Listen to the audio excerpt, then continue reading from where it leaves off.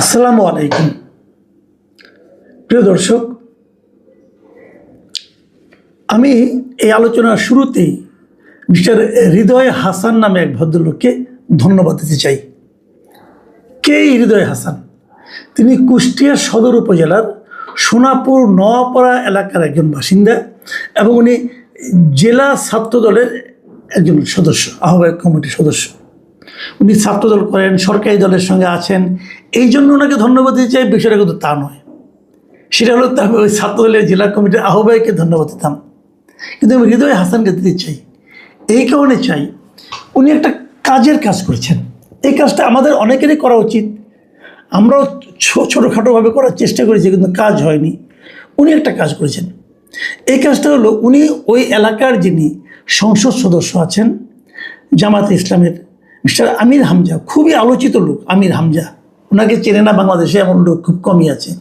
ওনার মুখের জন্য, ওনার কথার জন্য, ওনার কথার ভাষার ব্যবহারের জন্য এবং সেই ভাষার অন্তর্নিহিত ভাবের জন্য উনি বিশাল আলোচিত ব্যক্তি একজন। আমি আর সমালোচিত বললাম না, হয়তো বলতাম, কিন্তু এখন উনি সম্মানিত সংসদ সদস্য, কিন্তু এটা বলা তো ঠিক হবে না। তাহলে আবার তাবৎ সংসদ সদস্য সম্পর্কে মানুষের ধারণা আবার চেঞ্জ হয়ে যাবে। কাজে আমি ওনাকে আলোচিতই বললাম। এই আমির হামজা সাহেবের ব্যাপারে আইনি নোটিশ পাঠিয়েছেন ওনাকে একটা। সেই আইনি নোটিশটা কি? সেই আইনি নোটিশটা হলো, আমির হামজা সাহেব একটা কথা বলেছিলেন, একটা সুইপিং কমেন্টের মতো কিছু কথা বলেছিলেন। সেই কথা বলার মাধ্যমে ওনার মনে কিছু সন্দেহ হয়েছে এবং সেই জন্য উনি এটাকে ক্লিয়ার করতে বলেছেন। কি বলেছিলেন আমির হামজা সাহেব? তিনি বলেছিলেন, গত 26শে ফেব্রুয়ারি কুষ্টিয়া শহরে একটা ইফতার মাহফিলে বক্তৃতাকালে আমির হামজা সাহেব বলেছিলেন, আমি কোট আনকোট বলছি, প্রায় সব মিলিয়ে শুধু মেডিকেল কলেজের জন্য 50 কোটি টাকার ওপরে অফার হয়েছে এই 3 দিনে। তাও কেউ জানবে না, শুধু আল্লাহ বাদে। আমি বলেছি 50 কোটি কেন, 100 কোটি পুরা কুষ্টিয়া লিখে দিলেও আমি আমার জায়গা থেকে এক চুল নড়ব না। মানে উনি কত নীতিবান ব্যক্তি সেটা প্রমাণ করেছেন যে উনি 50 কোটি না, 100 কোটিও না, যদি পুরো কুষ্টিয়া লিখে দেয় তাও উনি ওনার নৈতিক অবস্থান থেকে এক চুল নড়বেন না। এমন কথা যদি বলতে পারেন, তার প্রতি শ্রদ্ধায় মাথা নত হয়ে আসে না? আসে তো। কিন্তু প্রশ্ন হচ্ছে, ওনাকে 50 কোটি টাকার অফারটা কে দিয়েছেন? কেউ কি দিয়েছেন নাকি কেউ দেননি? উনি বানিয়ে বানিয়ে বলেছেন। যদি বানিয়ে যান, আমি আপনাকে বললাম যে আমাকে একটা রিপোর্ট করার জন্য 10 কোটি টাকা অফার করা হয়েছে। আমি 50 কোটি বললাম না, কারণ অত টাকা আমাকে কেউ অফার করবে না। ধরলাম 1 কোটি টাকা অফার করেছে, 1 কোটি টাকা অফার করেছে, আমি সেটা নিইনি। তো আপনি জিজ্ঞেস করেন, ভাই কে অফার করেছে? নাকি না, তার নাম আমি বলবো না। তো তার নাম বলবো না কেন? আপনাকে যদি কেউ অফার করে থাকে, এই অফার করাটাই তো একটা অপরাধ। অফার করাটাই অপরাধ না? আপনি নেবেন কি নেবেন না সেটা পরে এলাম। এই যে অফার করলো, ওই লোকটার নামটা প্রকাশ করে দেওয়াই তো আপনার নৈতিক দায়িত্ব। নীতি কাকে বলে? আপনাকে একজন কুপ্রস্তাব করলো, সে কুপ্রস্তাবটা যে করলো তাকে সমাজের কাছে প্রকাশ করে দেওয়া কি আপনার কাজ না? আপনার দায়িত্বের মধ্যে পড়ে না? আপনার মনে করেন, আমি একটা ঘটনা বলি। সাকিব আল হাসানকে কিন্তু একবার আন্তর্জাতিক ক্রিকেট বোর্ড আইসিসি সাসপেন্ড করেছিল, কিন্তু নিষিদ্ধ করেছিল। মনে আছে আপনি? প্রায় 2 বছর ধরে নিষিদ্ধ করেছিল, পরে সেটা একটু কমিয়েছিল। কেন করেছিল? এই যারা বেটিং করে, মানে বাজি টাজি ধরে, তাদের কেউ একজন ওনাকে একটা মেসেজ পাঠিয়েছিলেন যে বাজির ক্ষেত্রে উনি হেল্প করবেন। সেই মেসেজ অনুযায়ী কোনো কাজ সাকিব আল হাসান কিন্তু করেনি, মানে উনি বেটিংয়ের পার্ট হননি। কিন্তু তারপরেও ওনাকে সাসপেন্ড করা হয়েছিল এই কারণে যে ওনাকে যে মেসেজ করেছিল সেটা উনি কেন আইসিসিকে জানায়নি, অথবা কেন উনি বাংলাদেশ ক্রিকেট বোর্ডকে জানায়নি। এরকম একটা কুপ্রস্তাব ওনার কাছে এসেছিল, উনি সেটা চুপচাপ বসেছিল, কাউকে জানায়নি। এই যে কাউকে জানায়নি, এটা অপরাধ। এবং এই অপরাধের কারণে ওনার শাস্তি হয়েছিল, শাস্তি মাথা পেতে নিতে হয়েছিল। সাকিব আল হাসান ওই সময় বাংলাদেশের সবচেয়ে 1 নম্বর প্লেয়ার ছিলেন, তাকেও কিন্তু আন্তর্জাতিক ক্রিকেট বোর্ড সাসপেন্ড করেছিল এবং উনি খেলতে পারেন নাই দীর্ঘ সময়। তো এই যে ঘটনাটা, যে গোপন রাখাটাও অপরাধ। তাহলে এরা গোপন কথা বলে কেন? কেন বলে আমাকে অফার করেছিল, আমি অফার মানিনি? হৃদয় হাসান বলেছেন, ভাই আপনাকে এটা প্রকাশ করতে হবে যে আপনাকে কে ঘুষ দেওয়ার প্রস্তাব দিয়েছিল, তাকে আমরা চিনতে চাই। যদি আপনি 7 দিনের মধ্যে আমাদেরকে না বলেন, তাহলে আপনার বিরুদ্ধে আমরা আইনগত ব্যবস্থা নেব। আচ্ছা, এই ঘটনা কি প্রথম এই দেশে? প্রথম না, আসেন আমরা একটু আগের থেকে আসি। আচ্ছা, আগে প্রথমটা বলি। গত কয়েকদিন আগে আমাদের একজন সাবেক উপদেষ্টা, এনসিপির মুখপাত্র মিস্টার আসিফ মাহমুদ সজীব ভুঁইয়া, উনিও বলেছিলেন যে ওনারা যখন ক্ষমতায় এলেন তখন এই ডিপ স্টেট ওনাদেরকে প্রস্তাব দিয়েছিল যে আপনারা আমাদের কথা অনুযায়ী চলেন, আপনারা 2029 সাল পর্যন্ত ক্ষমতায় থাকবেন, সেই ব্যবস্থা আমরা করে দেব। কিন্তু ওনারা এতই গণতান্ত্রিক, ওনারা এতে রাজি হননি। তারপর মিডিয়াগুলো জিজ্ঞেস করলো, ভাই এই ডিপ স্টেটটা কে? উনি বলছেন, না আমি এখন নাম বলবো না। কেন নাম বলবেন না? কেন নাম বলবেন না কেন? ডিপ স্টেট তো খারাপ জিনিস, তাই না? তো সরকার না, সরকারের বাইরে কেউ যারা নাকি সরকারকে প্রভাবিত করতে চায়, অনৈতিকভাবে প্রভাবিত করতে, তাও তো খারাপ। সেই খারাপ লোকগুলি কারা আপনি বলবেন না কেন? তো সেই লোকগুলো যে এখনও যেন সমাজে থাকবে, খারাপ লোকগুলো যে থাকে তারা আরও খারাপ কাজ করবে, নাম বলবেন না কেন? প্রশ্ন হলো, নাম কি জানেন? আরও প্রশ্ন হলো, সে নাম কি কেউ কি আদৌ আপনার কাছে প্রস্তাব দিয়েছিল, নাকি আপনি বানিয়ে বানিয়ে নিজের গুরুত্ব বাড়াচ্ছেন? আরেকটা প্রশ্ন আছে, সেটা কি আপনি নিজেই আবার ডিপ স্টেট না? তো আপনারা নিজেরাই কি ডিপ স্টেট না? কারণ আপনারাও তো ইউনিসেফ 2029 পর্যন্ত থাকুক এটা চেয়েছিলেন। আচ্ছা ঠিক আছে, আমরা আরেকটা উদাহরণ দিই। এই আইনশিবির আরেক নেতা নাহিদ ইসলাম, তিনি একবার একাত্তর টেলিভিশনকে, একটা কিছুদিন আগের কথা, একাত্তর টেলিভিশনকে একটা ইন্টারভিউ দিয়েছিলেন। সেই ইন্টারভিউতে উনি বলেছিলেন যে আমরা যাদেরকে উপদেষ্টা বানিয়েছি, এই উপদেষ্টা অনেকেই নিজেদের আখের গুছিয়েছে, তারা গণ অভ্যুত্থানের সঙ্গে বিট্রে করেছে, এবং যখন সময় আসবে এদের আমরা নাম প্রকাশ করব, এই লোকগুলি এখন সেফ এক্সিট খুঁজতেছে পলিটিক্যাল পার্টিগুলির সঙ্গে বসে। বলা হয়েছিল কারা তারা? উনি বলছেন না, নাম পরে করবো। উনি কি বলেছিলেন, যখন সময় আসবে তখন আমরা এদের নাম উন্মুক্ত করব। তার মানে উনি নামগুলি জানেন। সময় ভাই এখনো আসে নাই। প্রতিদিন তো সরকারের বিরুদ্ধে বলেন, প্রতিদিন তো বিএনপির বিরুদ্ধে বলেন, এখন আপনাদের সময় আসে নাই নামগুলি বলার জন্য? নাকি লেনদেন করেছেন, লেনদেন করে চুপ হয়ে গেছেন, কিছু পেয়েছেন, বলছে ওরা হয়তো বলছে ভাই আমাদের নাম বলেন না, তোমার কিছু টাকা দেই, টাকা নিয়ে চুপচাপ বসে আছেন? আমি কিন্তু এই সন্দেহ করি ভাই। আপনি একটু সতলোক হতে পারেন, কিন্তু আমার মনে এই সন্দেহটা আছে এই কারণে আপনাদের নাম প্রকাশ করেন নাই। আচ্ছা, আরেকজনের কথা বলি। আপনাদের নিশ্চয়ই মনে আছে, আমাদের একজন খুব গুরুত্বপূর্ণ উপদেষ্টা ছিলেন, তিনি হলেন আসিফ নজরুল, ঢাকা বিশ্ববিদ্যালয়ের অধ্যাপক, খুব গুরুত্বপূর্ণ লোক। এবং উনি প্রথম আলোতে নিয়মিত কলাম লিখতেন, উপন্যাস লেখেন, বহুমুখী প্রতিভার অধিকারী উনি। এবং আমি ওনাকে সৎ হিসেবেই জানি, আমি ওনাকে পছন্দও করি। তো উনি একবার বলে বসেন নাই যে 5-6 জন সাংবাদিক উপদেষ্টা হওয়ার জন্য ওনাকে ফোন করেছে, তদবির করেছে, বলেননি? বলেছিলেন তো। সেই 5-6 জন সাংবাদিককে নাম প্রকাশ করেছেন, করেননি কেন? আমি তখনই একটা প্রশ্ন করেছিলাম, আপনি যখন 5-6 জন সাংবাদিকের নাম বললেন, তখন কিন্তু আপনি পুরো সাংবাদিক সমাজকে একটা প্রশ্নের মুখে দাঁড় করিয়ে দিলেন। কে সেই 5-6 জন সাংবাদিক? নাম বলেন।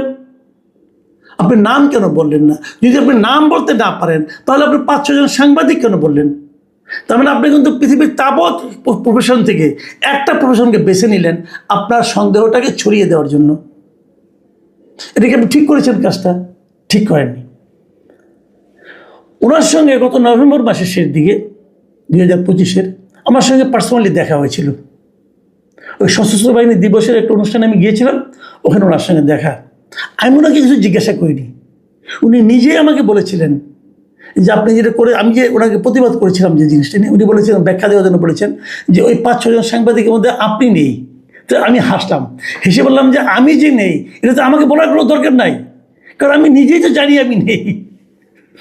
আমি তো নিজেই জানি যে আমি নেই, তো আমি নেই এটা তো আমাকে ইনফর্ম করার কোনো দরকার নেই রে ভাই। কিন্তু কারা তারা বলেন? উনি তখন বললেন, যখন আমি ক্ষমতা থেকে নামবো তখন আমি এটাই বলবো। উনি ক্ষমতা থেকে নেমেছেন আজকে প্রায় 1.5 মাসের বেশি হয়ে গেছে। বলেছেন, আমি চ্যালেঞ্জ দিয়ে বললাম উনি বলতে পারবেন না। আমি চ্যালেঞ্জ দিচ্ছি, উনি বলতে পারবেন না। আমি কিন্তু মনে করি কেউ কেউ ওনাকে ফোন করতে পারেন, আমি কিন্তু এটা অস্বীকার করি না। আমি ওই যে আসিফ মাহমুদের মতো বায়োবিও ডায়লগ বাড়ছে উনি, এটা আমি বলছি না। আমি বলছি হয়তো বলতেও পারেন, দুইজন সাংবাদিক আগে বলতেও পারেন, আমি জানি না, তবে হতেও পারে। তো নামগুলি বলতে ওনার সমস্যাটা কোথায়? ভয় পাচ্ছেন? এখন আপনার নামগুলি বলা উচিত। 1.5 মাস তো হয়ে গেছে, বলেন, আমরা অপেক্ষা করছি। নাকি 20 বছর পরে মৃত্যুর আগে আপনি বলবেন? তখন তো বললেও যা, না বললেও তা। আমাদের ওই লোকগুলোকে চিনতে হবে, সে লোভী সাংবাদিকদেরকে আমরা চিনতে চাই। এই চেনার অধিকার আমার আছে। এখন তো আমি যে কোনো সিনিয়র সাংবাদিক দেখলে সন্দেহ করি। তো এই যে সকলকে আমি সন্দেহ করছি, এবং সন্দেহ করে কিন্তু আমি অন্যায় করছি। এই যে আপনি আমাকে অন্যায় করার জন্য প্ররোচিত করছেন, আপনি ঠিক করছেন। আমি আশা করবো আসিফ নজরুল সাহেব খুব শিগগিরই সে 5-6 জন সাংবাদিকের নাম বলবেন, এবং কে ওনাকে কিভাবে করেছেন ফোন এটা বলবেন, এটা আমি জানতে চাই। আচ্ছা, আমি আরেকটা ঘটনা বলি আপনাদেরকে। এইগুলো হয়ে গেল রাজনীতিবিদ অথবা উপদেষ্টা ছিল। আমি একজন আমলার কথা বলি, এটা বলে এই ভালো চলটা শেষ করব। এই আমলার নাম কি? এই আমলার নাম ABM আব্দুস সাত্তার। তিনি একসময় বেগম খালেদা জিয়ার একান্ত সচিব ছিলেন। উনি 2025 সালের অগাস্ট মাসের 8 তারিখে উনি রাজধানীর বিয়াম মিলনায়তনে একটা সেমিনারে অফিসার্স ক্লাবের সাধারণ সম্পাদক হিসেবে, উনি তো অফিসারের সাধারণ সম্পাদক, এবং বৈষম্য বিরোধী কর্মচারী ঐক্য ফোরামের সভাপতি ছিলেন তখন তিনি। ওখানে BCS ক্যাডারের এক সমাবেশে উনি বক্তৃতা দিচ্ছিলেন, এবং ওই বক্তৃতা দেওয়ার কালে তিনি বলেছিলেন যে অন্তর্বর্তী সরকারের 8 জন উপদেষ্টার সীমাহীন দুর্নীতির প্রমাণ ওনার নিজের কাছে আছে। এবং তারপরে বলছেন যে এই উপদেষ্টাদের সাথে যোগাযোগ ছাড়া গুরুত্বপূর্ণ নিয়োগও হয় না, বদলিও হয় না। তার মানে 8 জন উপদেষ্টার সীমাহীন দুর্নীতির প্রমাণ, তথ্য প্রমাণ ওনার কাছে আছে। আমি তখনই বলেছিলাম, মিস্টার সাত্তার, এই তথ্য প্রমাণগুলি প্রকাশ করেন। প্রকাশ করেন না উনি। আমি তখনই সন্দেহ প্রকাশ করেছিলাম যে কেন প্রকাশ করলেন না? হয় ধমক খেয়েছেন অথবা মাল খেয়েছেন, তাহলে প্রকাশ করবেন না কেন? কোনটা কারণ?